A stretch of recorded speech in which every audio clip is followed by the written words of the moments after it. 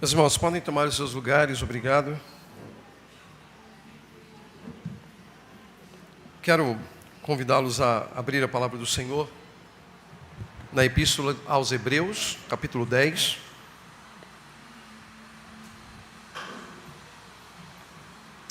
Hebreus, capítulo 10, do verso 19 ao verso 25. Hebreus 10, de 19 a 25. Essa manhã quero falar sobre cristão no Palácio Belo. A palavra do Senhor diz assim: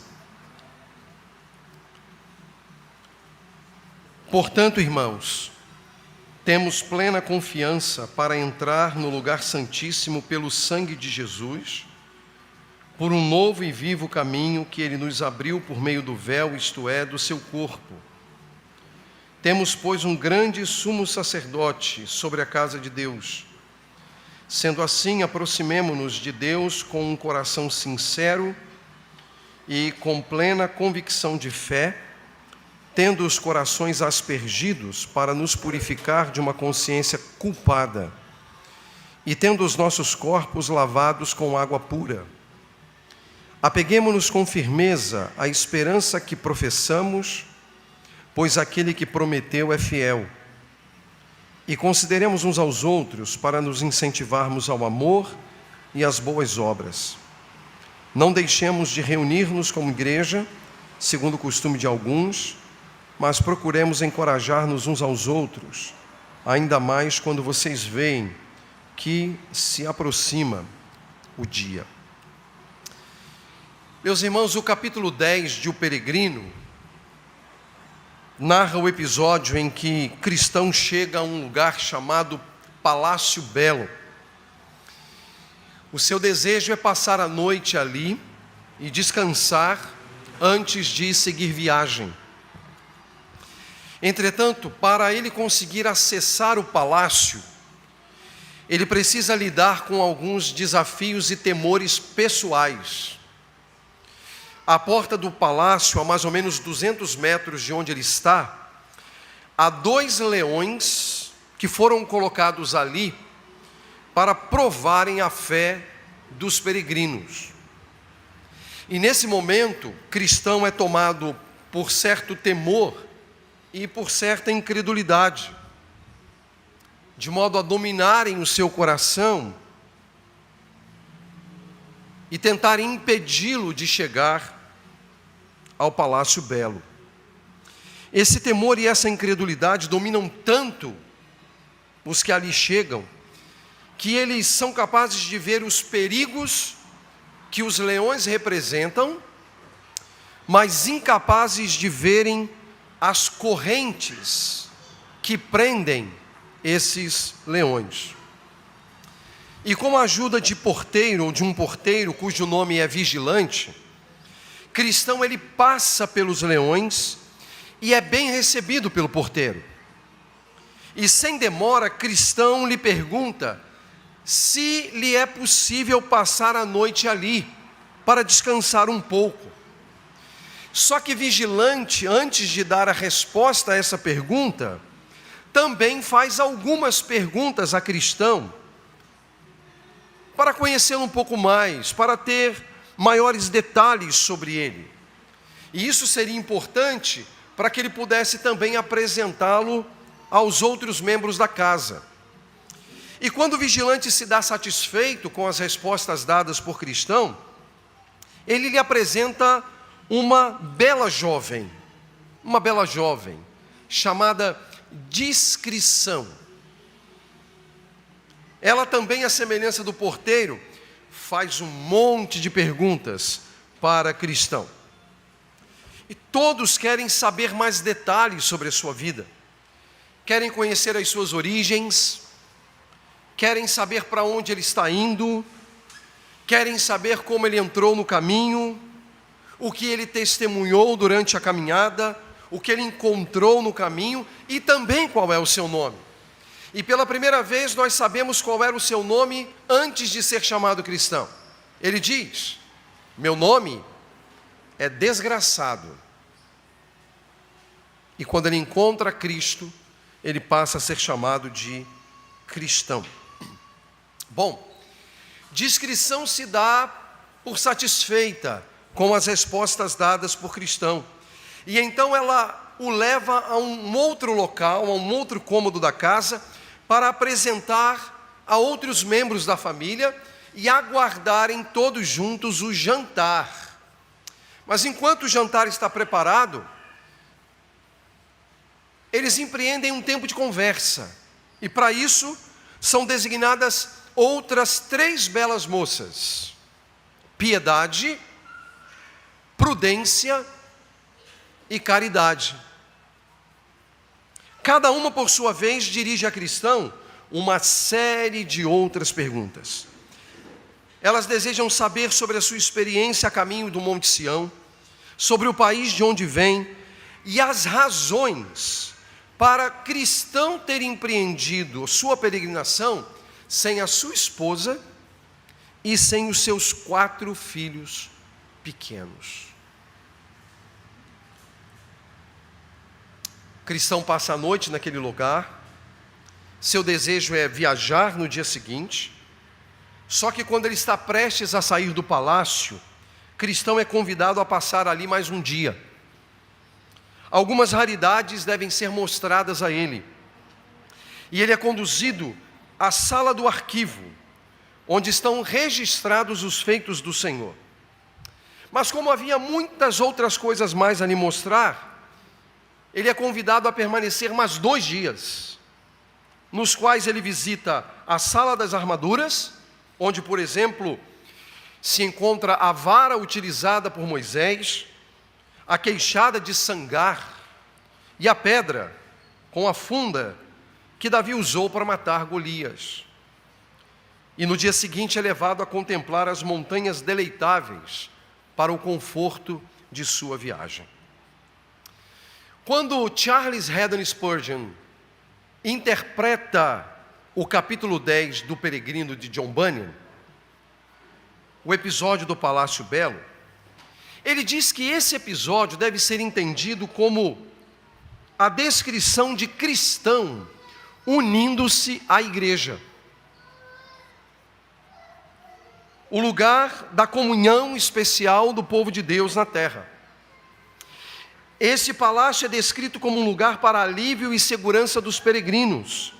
E nele, as conversações são edificantes e o encorajamento é mútuo.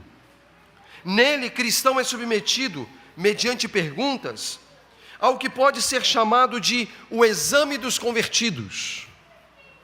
Pois só, meus irmãos, os regenerados e justificados devem pertencer à igreja de Jesus. Para Spurgeon, o capítulo 10 de O Peregrino, o Palácio Belo, seria a igreja. A igreja. Tendo isso em mente, meus irmãos, voltemos ao texto de Hebreus. A Epístola aos Hebreus, como sugere o título, foi escrita para ensinar, à luz do Antigo Testamento, sobre a pessoa de nosso Senhor Jesus Cristo, o Messias prometido a Israel. Ao mesmo tempo, foi escrito para encorajar judeus que haviam crido em Jesus como Messias. Nessa obra, meus irmãos, o servo de Deus, os servos de Deus são encorajados a permanecerem firmes na fé, ao mesmo tempo que eles lutam contra as seduções provocadas pela desobediência e pela incredulidade. Por todo o livro de Hebreus, o Senhor Jesus Cristo é revelado como sendo superior aos anjos, superior a Moisés, superior ao sacerdócio levítico e superior ao templo de Jerusalém. O texto que lemos inicialmente, de um modo mais específico, é parte de uma série de exortações feitas pelo apóstolo, baseada no ensino sobre o sacrifício e o sumo sacerdócio de nosso Senhor. pelas suas palavras, nós podemos perceber claramente o seu coração pastoral, interessado no progresso dos cristãos, dos irmãos. E o objetivo é convencê-los a perseverarem no caminho em direção à cidade celestial. Porque Hebreus fala-nos da cidade celestial. O autor não nega que nesse caminho haverá lutas, haverá temores que sobrevirão aos peregrinos, mesmo aqueles que vivem uma vida fiel. Mas também, meus irmãos, mostra a bondade, a graça e a misericórdia de Deus durante todo o percurso dos salvos. A passagem de Hebreus 10, de 19 a 25, nos ensina que, baseado nas bênçãos do sacrifício e do sacerdócio de Jesus Cristo, todos nós, crentes em Cristo, devemos perseverar durante toda a nossa jornada aqui, apesar dos desafios e dos temores que se levantam diante de nós. Todos nós precisamos perseverar diante das lutas. E, meus irmãos, entender essas coisas parece ser algo muito importante em nossos dias. As últimas décadas têm criado entre os homens formas bem extremadas de individualismo entre as pessoas. As pessoas são individualistas. Essas ideias seculares, elas não infectaram apenas o mundo de uma maneira geral, de uma maneira do mundo caído ou das pessoas que não estão em Cristo. Essas ideias também são vistas de uma maneira bastante grave no contexto do cristianismo hoje, no contexto das igrejas. Existem enormes esforços para desacreditar a importância dos crentes se reunirem com regularidade para adorar a Deus na comunhão dos santos. Esse descrédito vem se estabelecendo por meio de justificativas muito bem sofisticadas até, e persuasivas. Nos seus individualismos, há muitos que já não entendem que isso que nós estamos experimentando agora seja realmente relevante. Acrescente-se a essas coisas o desgosto que algumas pessoas muitas vezes trazem da infância, que os leva a jogar fora a comunhão, os leva a jogar fora o companheirismo, os leva a jogar fora a cooperação, os leva a jogar fora a adoração conjunta, por causa de estruturas institucionais mortas e também do nominalismo cristão. Porque o que se vê hoje é o que nós acusávamos os católicos no passado. Dizia-se no passado que era enorme o número de católicos nominais. Pois eu lhes digo, no contexto evangélico, são inúmeros os evangélicos nominais. Essas pessoas jogam o bebê fora junto com a água. Essas pessoas se tornam passivas e acreditam mesmo que a sua ligação pessoal com Deus independe da igreja. E que a sua relação com Deus é o que de fato importa. E com o passar do tempo, infelizmente, muitos se perdem. Aparentemente, irmãos, para muitas pessoas que um dia estiveram dentro de comunidades cristãs locais e hoje vivem uma fé passiva, ou abandonaram a vida em comunhão, tudo o que elas conseguem ver quando olham para a igreja, na verdade não é a igreja, mas a sua caricatura com os seus exageros comportamentais e com exageradas críticas. Por certo, a igreja não é perfeita. Eu sou parte dela. E a minha presença nela a torna imperfeita. Mas também você é parte dela. A igreja nunca foi perfeita. Esta igreja não é perfeita, porque ela é formada por pessoas imperfeitas. E não digo isso como crítica, mas como um fato, uma realidade, com a qual nós temos que lidar. Só que há uma beleza por detrás de tudo isso que nós acabamos perdendo. Sobretudo quando deixamos de ver a igreja real para ver a sua forma caricaturizada, que não é real. E temo que boa parte das visões que as pessoas têm sobre a igreja, na verdade é a sua caricatura, mas não a sua realidade. A igreja é a noiva de Cristo. E nela há uma beleza própria da noiva de Cristo. Para isso, meus irmãos, se a gente entender algumas questões aqui, para isso se tornar claro e para a gente entender que a visão de Jesus sobre a igreja é completamente distinta das nossas visões, quero convidá-los a voltar ao texto para que a gente olhe no texto algumas questões que dizem respeito a tudo isso que vem sendo considerado até agora.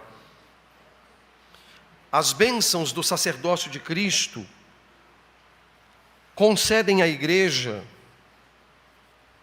as verdadeiras condições de honrar a Deus num mundo hostil.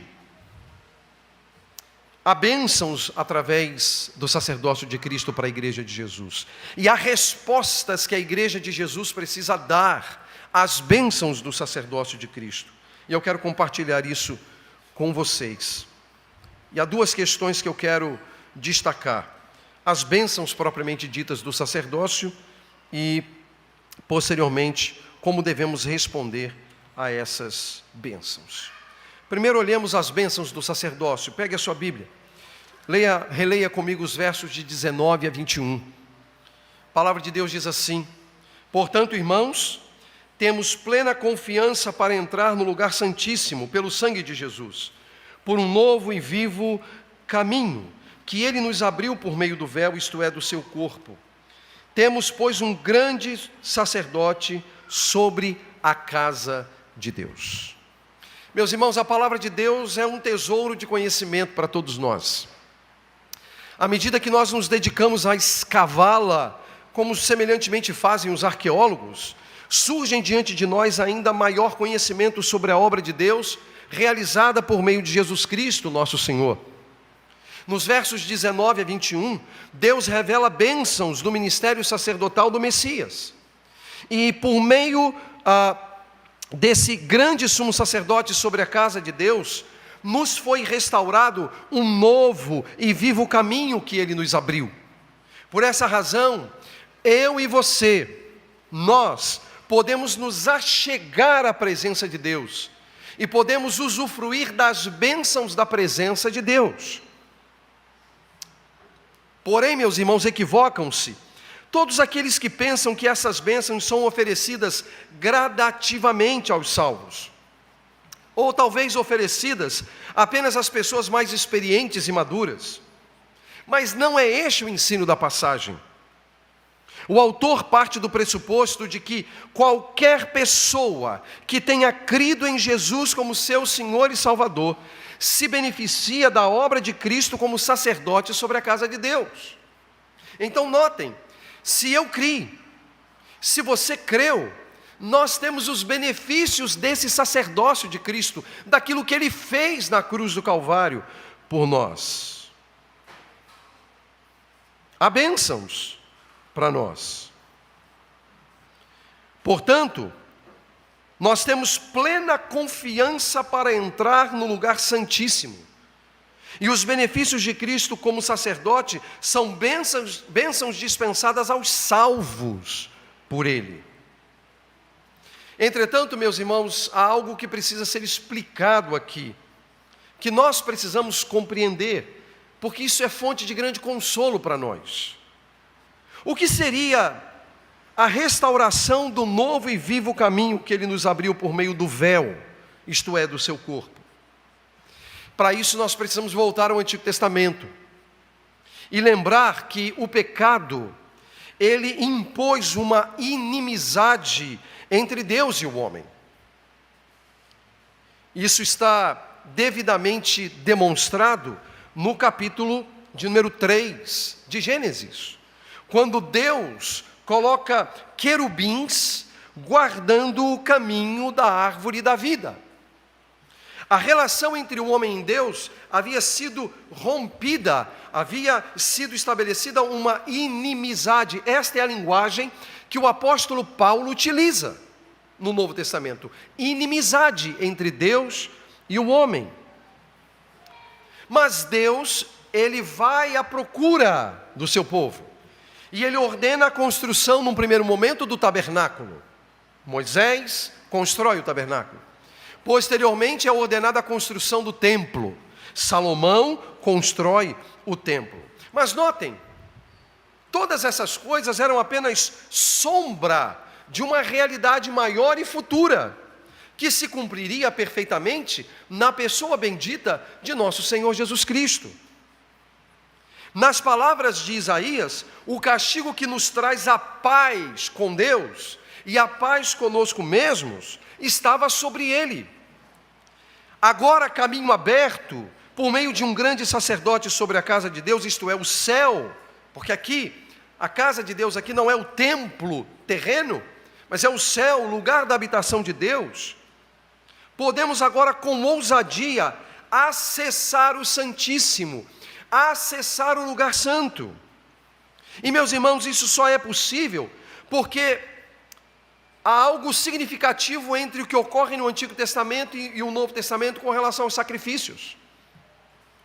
Enquanto no Antigo Testamento os cordeiros eram sacrificados e permaneciam mortos, no Novo Testamento, Jesus, o Cordeiro de Deus, que tendo sido sacrificado, venceu a morte e ressuscitou. Isso muda completamente a história. Completamente. Isso nos faz pensar aqui em um primeiro ponto de reflexão ou de aplicação. Essas coisas nos fazem, meus irmãos, pensar nos privilégios que a nova aliança trouxe àqueles que creem em Jesus. A nova aliança trouxe-nos privilégios, bênçãos. Jesus é o nosso mediador, como grande sacerdote na casa de Deus. Ele mediou a nossa salvação. Por isso, o homem e Deus e o homem foram reconciliados. Já não há mais separação entre o homem e Deus. Mas Ele também media as nossas orações. Por isso, meus irmãos, em seu nome, tudo o que pedimos Ele nos dá. E de fato, tudo o que pedimos Ele nos dá. Mas Ele não nos dá segundo as nossas individualidades e o nosso egoísmo. Ele nos dá segundo a sua vontade. Se nós compreendemos a vontade de Deus e pedimos, Ele nos dá. Ele não assumiu o compromisso conosco de nos dar o que a gente quer. Ele assumiu o compromisso conosco de nos dar aquilo que Ele deseja nos dar e nós pedimos. Ele media as nossas orações. Essa é a razão por que eu e você podemos entrar no lugar santo, acessar o céu por meio das nossas orações e vivermos em sua presença, buscando a sua face, contemplando a sua glória e nos satisfazendo nele. Portanto, meus irmãos, eu preciso lhes dizer Não desperdicem as bênçãos que nos foram concedidas por Deus, por meio de Jesus Cristo. Que bênção podemos estar em sua presença. Que bênção, meus irmãos, podemos buscar a sua face em oração, certos de que Ele nos dará todas as coisas necessárias a esta vida e a vida eterna. Meus irmãos, com ousadia, por meio de Jesus Cristo, o nosso grande sumo sacerdote, nos acheguemos a Deus e nos regozijemos em sua presença, de modo que Ele nos satisfaça, e nada mais neste mundo nos atraia tanto quanto Deus. Busque a Deus, ore a Deus. E isso é importante, meus irmãos, a todos nós, porque talvez esse seja o grande calcanhar de Aquiles da igreja contemporânea. Uma igreja que não ora. Uma igreja que não ora. Isso é grave. Agora, há um segundo ponto. Como devemos responder a essas bênçãos que Deus nos dá?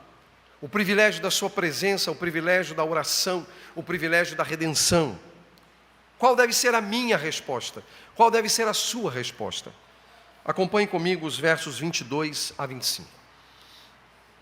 Sendo assim, aproximemo-nos de Deus com um coração sincero e com plena convicção de fé, tendo os corações aspergidos para nos purificar de uma consciência culpada e tendo os nossos corpos lavados com água pura.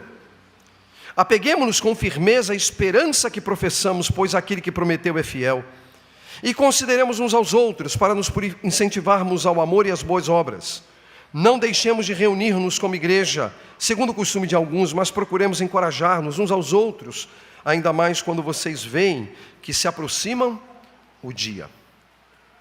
Meus irmãos, há algo com o qual alguns de nós podemos estar lidando agora, são as questões práticas de nossa resposta a Deus pelas bênçãos concedidas por Ele, como nosso sacerdote perfeito, o nosso Senhor Jesus.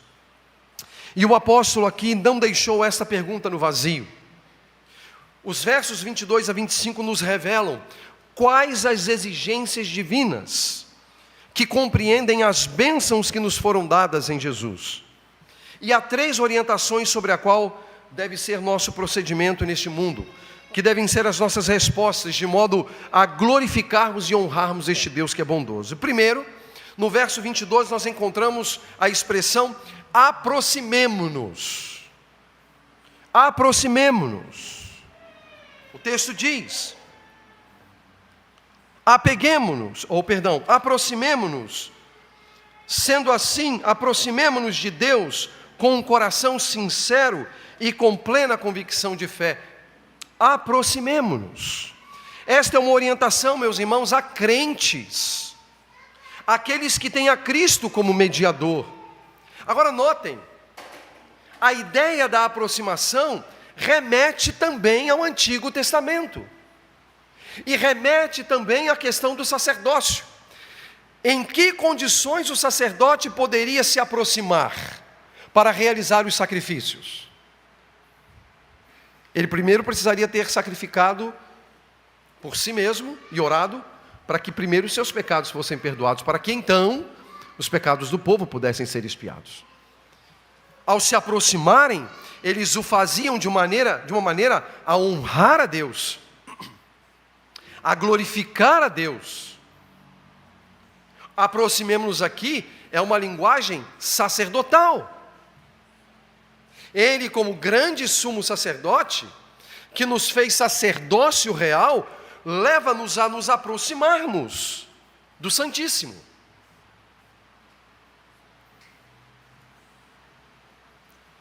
Aproximemo-nos. Uma orientação a crentes, que tem Cristo, portanto, como mediador. E isso está claro, pelo fato de serem crentes, pelas palavras, tendo os corações aspergidos para nos purificar, primeiro, de uma consciência culpada, e tendo os nossos corpos lavados com água pura. embora não haja uma clara ou uma certeza do que isso poderia significar, grande parte dos intérpretes do texto bíblico afirmam que isso parece demonstrar a conversão seguida do batismo. A conversão seguida do batismo. Purificar de uma consciência culpada seria o fato da conversão de alguém que vivia no estado de culpa, mas agora foi justificado. E como a profissão da fé, ou como reflexo da fé, ele submete-se ao batismo, conforme as recomendações da própria palavra de Deus. Portanto, as bênçãos de Cristo não estão disponíveis apenas aos mais experientes, aos mais maduros, mas a todos os salvos. O autor fala da oração baseada em plena convicção de fé e um coração sincero, ou seja, um coração que foi tornado sincero por causa da graça de Deus e por causa da culpa que foi retirada. E quem fez isso? Cristo em nós. Então aproximemo-nos. Aproximemo-nos. Em segundo lugar, o apóstolo diz: apeguemo-nos. Verso 23. Apeguemo-nos com firmeza à esperança que professamos, pois aquele que prometeu é fiel. Apeguemo-nos. Apeguemo-nos com firmeza à esperança que professamos. Essa expressão parece indicar uma prática primitiva de inquirir dos novos crentes uma confissão de fé. E aí a gente entende por que Spurgeon diz que o capítulo 10 de O Peregrino seria a igreja. Porque, se você notar, você vai perceber que encheram o cristão de perguntas. Todo lugar que ele chegava, perguntas. O vigilante lhe dirigiu perguntas. Discrição lhe dirigiu perguntas. As outras 3 moças lhe dirigiram perguntas. Enquanto eles visitam certos espaços, dirigem perguntas. Perguntas o tempo inteiro. Perguntas o tempo inteiro. Porque algo extremamente vital e necessário à igreja de Jesus é inquirir dos novos crentes o que de fato eles creem. Eles precisam ter convicção da fé. Eles precisam ter a certeza de que suas consciências foram purificadas e seus corpos lavados pelo batismo. Isso é fundamental para a igreja de Jesus. A igreja não é uma mera associação que pode ser frequentada ou, onde uma pessoa pode se tornar membro por procuração. Isso não é possível. A pessoa precisa ser uma nova criatura. Ela precisa ter nascido de novo. Isso é fundamental à igreja de nosso Senhor Jesus Cristo. Parece que, uma vez aprovados mediante o parecer da igreja, então esses crentes eram recebidos na comunhão do povo de Deus. Agora notem que essa firmeza, essa convicção de fé, não está fundamentada em terreno impróprio, mas naquele que não mente, pois ele que prometeu é fiel, diz o texto. Essa é uma firmeza que aguarda com esperança o dia de Cristo. Meus irmãos, nós precisamos ter firmeza no coração quanto ao que cremos. Nós precisamos estar seguros em Cristo. Seguros em Cristo. E a igreja de Jesus precisa estar atenta a isso. Notem, um crente, membro de igreja, batizado, não é melhor do que ninguém. Nem dentro da igreja e nem em comparação com os que estão fora da igreja, porque a única diferença entre as pessoas que estão dentro da igreja e as pessoas que estão fora da igreja é Cristo. Tire-nos Cristo, o que sobra? Tire-nos Cristo, o que sobra? Meus irmãos, não sobra nada. Não sobra absolutamente nada. Todos nós precisamos de Cristo. Mas para pertencer à igreja de Jesus, é preciso ter Cristo. Na linguagem bíblica do Antigo Testamento, é necessário ter o coração circuncidado. É necessário que o coração de pedra dê lugar a um coração de carne. Ou na linguagem do Novo Testamento, é necessário ter nascido de novo. Essa é a firmeza com esperança no dia de Cristo. Essa é a firmeza. Mas há um terceiro elemento, uma terceira orientação. E essa orientação está nos versos 24 e 25. E o que ele diz? Consideremos. Primeiro ele diz, aproximemo-nos, linguagem sacerdotal. Depois, nos apeguemos à confissão. E depois, consideremos. Versos 24 e 25. E consideremos uns aos outros para nos incentivarmos ao amor e às boas obras. Não deixemos de reunir-nos como igreja, segundo o costume de alguns, mas procuremos encorajar-nos uns aos outros, ainda mais quando vocês veem que se aproxima o dia. Consideremos, meus irmãos, uns aos outros, pois, de acordo com as Escrituras, a nossa jornada aqui não pode ser solitária. A nossa jornada aqui não é solitária. Lembram do individualismo de décadas? Que na verdade impera e reina no mundo e de certo modo dentro da comunidade de Cristo? Pois é, não há espaços para individualismos. Nós somos parte de um corpo, o corpo de Cristo. Não é possível peregrinar sozinho. E é muito significativo isso, porque Spurgeon diz, e eu já mencionei, que o Palácio Belo seria a igreja. O momento em que ele está na igreja. No Palácio Belo, ele tem muitas companhias. E ele é abençoado pela convivência. Mas sabe de uma coisa? Spoiler da próxima pregação.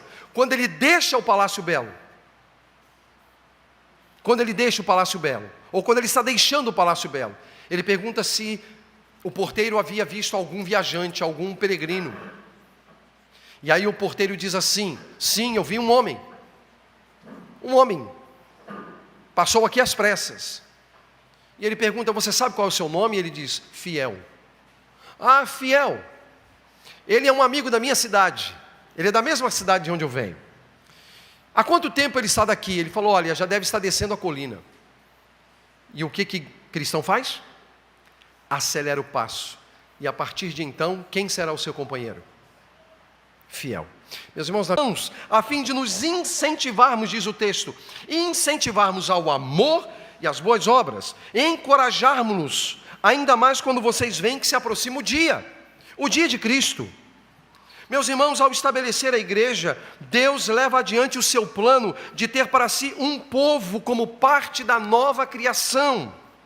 Pertencer a este povo não é, portanto, como pertencer a qualquer agência humana dessa terra. É pertencer à igreja de Jesus. É ser parte da igreja de Jesus. Eu não sei você, mas quando eu paro para pensar nisso, eu vejo grande bênção e grande privilégio nisso. Porque nós poderíamos não pertencer. Mas pertencemos. A igreja de Cristo. Aqui está, de modo, expressando, aqui, nós estamos aqui expressando de alguma maneira, a beleza da noiva de Cristo. Nós não somos a noiva no sentido da completude. Há muitos outros crentes em muitos outros lugares. Muitos que já faleceram, muitos que estão vivos e não pertencem a esta comunidade. E muitos que ainda crerão. Então nós somos parte da grande igreja de Cristo, que é a noiva de Cristo. Isso é uma bênção, isso é um privilégio, e nós fomos trazidos a isso. Como nós não nos alegramos nisso? Como nós não nos contentamos com isso? Por isso, meus irmãos, que o autor recomenda aqueles cujo mediador é Cristo, que não abandonem as reuniões. O texto diz no verso 25, não deixemos de reunirmos-nos como igreja, como costume de alguns. E meus irmãos, eu não estou falando aqui de pessoas enfermas, que não podem estar aqui. Eu não estou falando aqui de pessoas que eventualmente trabalham e não podem estar aqui. Entendem? Eu não estou falando disso. Eu não estou falando disso. E creio que nem o autor bíblico estivesse falando disso. Eventualmente nós temos limitações como uma doença incapacitante, ou mesmo uma questão de trabalho, que inviabiliza a nossa participação nos cultos públicos. Eu não estou falando desses. Mas daqueles que podem e não estão. É desses que o autor está falando.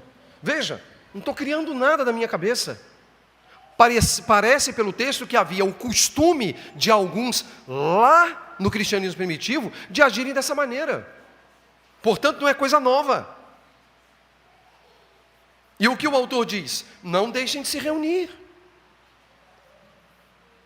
Porque reunidos, meus irmãos, nós podemos conjuntamente adorar o Senhor e viver de alguma maneira a antecipação da eternidade. Lembrem que nós oramos, e ao orarmos nós acessamos o Santíssimo, o céu, o trono de Deus. Então, de alguma maneira, quando nós estamos aqui, o que nós estamos fazendo? Nós, de alguma maneira, estamos experimentando a antecipação da eternidade. E imperfeitamente? Sim, porque ainda somos imperfeitos. Mas experimentando. Mas, meus irmãos, com tristeza digo que em nossos dias o abandono parece ser uma prática bastante comum entre algumas pessoas que pertencem a comunidades locais.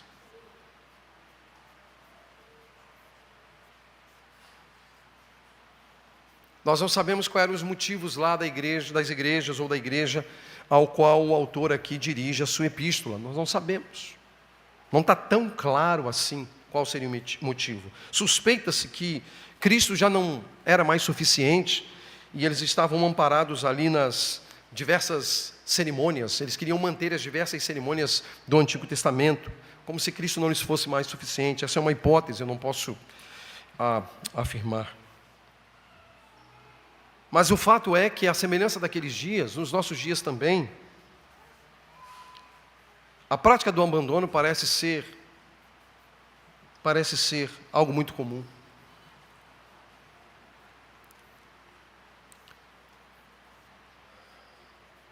Na manhã de ontem eu tive a oportunidade de conversar com um pastor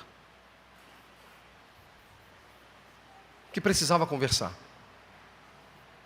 E nós agendamos então uma conversa para amanhã de manhã. E sabe qual é um dos seus dilemas? O descompromisso dos membros da sua igreja com a igreja. Ausências injustificáveis. E eu precisei, além de outras coisas, obviamente, eu precisei ver aquele homem chorando. Chorando. Por conta disso. Aquelas pessoas parecem não compreender que o individualismo delas afeta outros. O individualismo delas fazem outros sofrerem. Mas elas não conseguem ver isso porque há um véu que lhes impossibilita. Meus irmãos, a vida cristã jamais é vista nas Escrituras como uma vida de passividade. A vida em Cristo e, consequentemente, a vida em comunhão exigem de nossa parte diligência pois o nome de Jesus está sobre nós. Essa vida a qual nós somos chamados é uma vida de obediência a Deus, conforme os ensinos de sua palavra.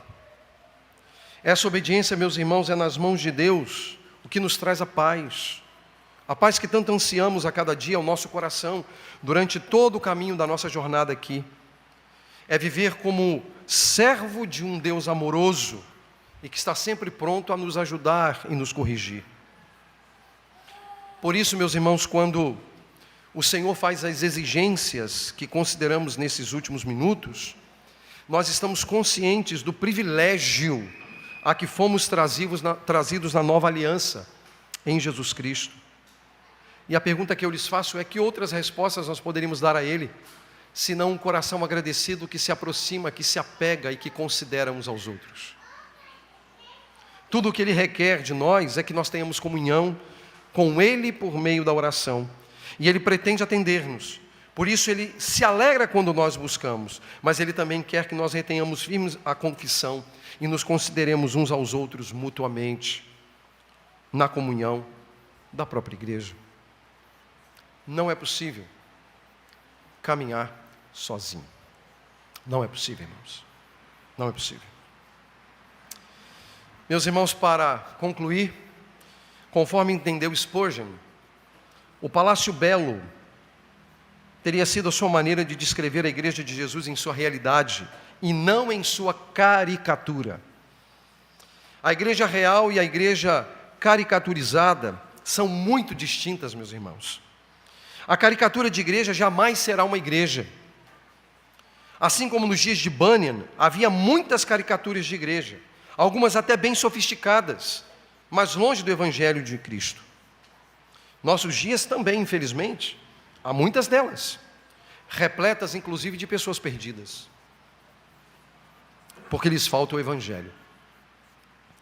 Mas não pensem, irmãos, que não haja a possibilidade de que nós mesmos, como igreja local, nos percamos de tal maneira que passemos a tomar a caricatura por realidade.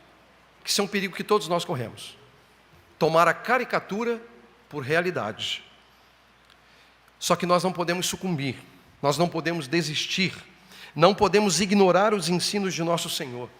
Ele é o nosso amável sacerdote, cuja obra, cujo sangue abriu um novo e vivo caminho à presença do Pai. Por isso eu e você podemos com ousadia entrar na sua presença em oração, enquanto retemos firme a nossa confiança e nos consideramos uns aos outros. E termino com um ponto importante. Tudo o que o autor aos Hebreus ensina, como eu tenho dito, está no contexto do sacerdócio de Cristo, correto? Ele está nos capítulos 8, 9, 10 de Hebreus. Se você quiser, pode pegar a sua Bíblia posteriormente e ler esses capítulos. Você vai perceber que o autor está falando do sacerdócio de Cristo e a sua supremacia e a superioridade do seu sacerdócio em relação ao sacerdócio levítico. Pois bem, nós não podemos ignorar que o tema da adoração pública a Deus tenha sido tratado pelo autor da epístola no mesmo contexto do sacerdócio. Porque quando ele fala de reunião, não abandonar a reunião, não é mera reunião, é reunião para adorar a Deus, é reunião para cultuar a Deus. Então ele está falando disso no contexto da adoração pública. Então ele fala da adoração pública no contexto do sacerdócio de Cristo. E isso é importante, é significativo, porque veja, com o abandono das práticas da antiga aliança, ou seja, a gente não tem mais sacrifícios, a gente não tem mais sacerdócio levítico, a gente não tem mais nada disso. Tudo se cumpriu em quem? Em Cristo. Cristo é suficiente para nós, Cristo nos basta. Então veja, com o abandono das práticas da antiga aliança e a revelação da nova aliança, meus irmãos, quando nós nos reunimos para o culto público, estamos realizando o que compete à igreja, como sacerdócio real, realizar. E como é que o autor aos Hebreus termina a sua carta? Depois você pode ler o capítulo 13. Ele vai dizer assim: como sacerdócio real, nós devemos oferecer continuamente a Deus um sacrifício de louvor, que é fruto de lábios que confessam o seu nome. Capítulo 13, verso 15. Ou seja, irmãos, vejam a beleza da igreja. Isso aqui, que vocês estão presenciando e que vocês estão vivendo, que eu estou vivendo com vocês, tem a ver com o culto que Deus quer receber a partir do sacerdócio de Cristo. Porque a gente pensa assim: o culto do Antigo Testamento tornou-se antiquado. Agora não precisa mais, isso aqui é o que Deus requer. Isso aqui é o que Deus requer. É disso aqui que se eleva um cheiro suave às narinas do Senhor, por causa do sacrifício de Cristo. Você entende por que você não pode se privar do culto público? E que você deveria amar isso aqui como ama a sua vida? E meus irmãos, tire da sua cabeça que eu e pastor Willis estamos preocupados com números. Porque se tem uma coisa que eu de fato não me preocupo é com números. Eu estou aqui há 20 anos, numa época que não tinha números. E quando eu achava que teria números, o número reduzia tanto que eu dizia: vai fechar. E eu estou vendo algumas cabeças aqui dos irmãos dessa época balançando assim, positivamente. Então o número não me importa, mesmo, não me importa, não mesmo. Eu tenho paz com relação a isso. Mas é por amor à sua alma. É por amor ao seu estado diante de Deus. E não é porque meramente eu desejo números. Não estou preocupado com isso, meus irmãos. Se Deus falar no meu coração agora, olha, eu preciso que você vá para o interior de tal estado, porque ali tem uma igreja de 10 pessoas para você cuidar. Meus irmãos, eu não tenho problema nenhum de fazer as malas e ir. Nenhum.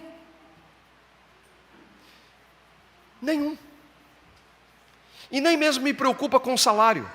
Sabe por quê? Porque Deus nunca deixou faltar a minha família. E Ele fez coisas assim extraordinárias quando a gente não tinha. Simplesmente não tinha. Porque Deus supre as necessidades. E porque é verdade que quando Deus chama, Ele capacita e dá todas as condições. Então, eu não tenho problemas com isso. Se Deus falar no meu coração: saia daqui, vai para o interior de um estado para cuidar de uma igreja de 10 pessoas, de 5 pessoas, eu vou. Então não se preocupe, eu não estou preocupado com números. Pouco me importam os números. Eu louvo a Deus pelos números, mas não idolatro os números. Mas por amor à sua alma, o seu coração, entenda que isso aqui é uma bênção. E é um privilégio que Deus dá a você e que Deus também dá a mim.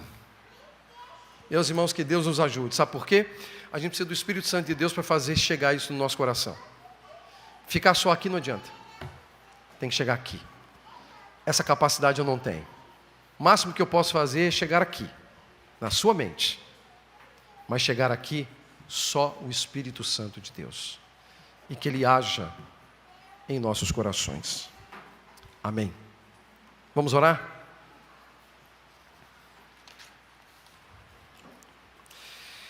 Bendito Senhor, louvamos o Teu nome pela Tua bondade, pela Tua graça e pelas bênçãos que recebemos do sacerdócio de nosso Senhor Jesus Cristo.